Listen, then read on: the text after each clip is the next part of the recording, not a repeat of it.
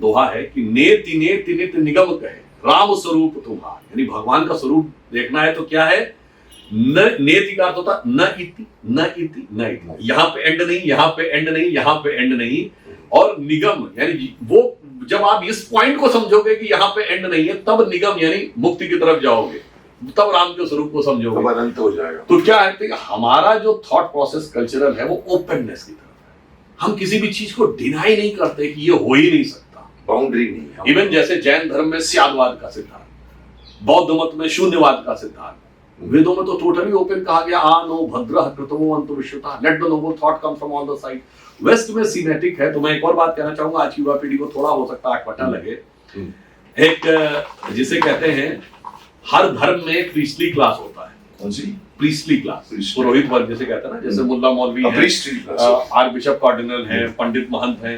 तो ये कहा जाता है कि साहब वो कहते हैं कि जो मैंने कहा वो मान लो। There is a concept of scientific priesthood.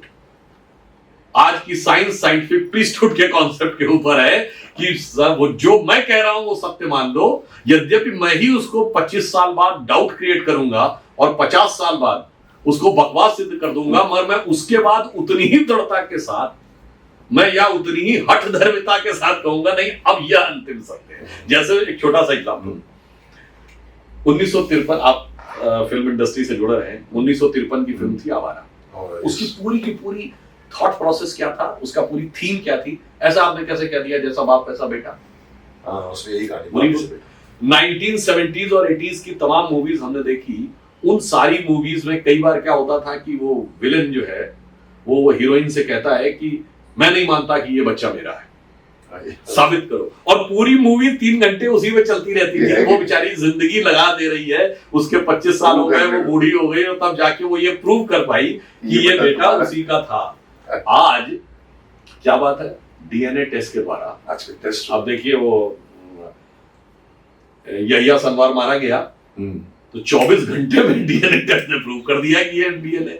तो 24 से 48 घंटे, आज 25 साल की जरूरत नहीं है, 25 से 50 घंटे के अंदर साबित हो जाएगा कौन किसका बाप और किसकी टेंडेंसी। आपको कोई बीमारी होती है आज की डेट में, इसमें कोई वो नहीं लेना चाहिए। आप कहेंगे साहब डायबिटीज है, तो डॉक्टर क्या कहता है, फैमिली हिस्ट्री है क्या। फिर आप कहते हैं बीपी का मामला, फैमिली हिस्ट्री है क्या। अब तो लोग कहते हैं एम्बिलिकल कॉर्ड संभाल के रखो, ताकि जब बच्चा बड़ा होगा तो उसके एनालिसिस से बताया जा सकता है कि उसको भविष्य में कौन कौन सी बीमारी हो सकती है, किस एज में हो सकती है। इसको किडनी की बीमारी होगी कि लिवर की बीमारी का चांस है कि हार्ट की बीमारी का चांस है, और 60 में है कि 65 में। तो भाई अब तो साइंस ये कह रही है कि इतना कनेक्शन था।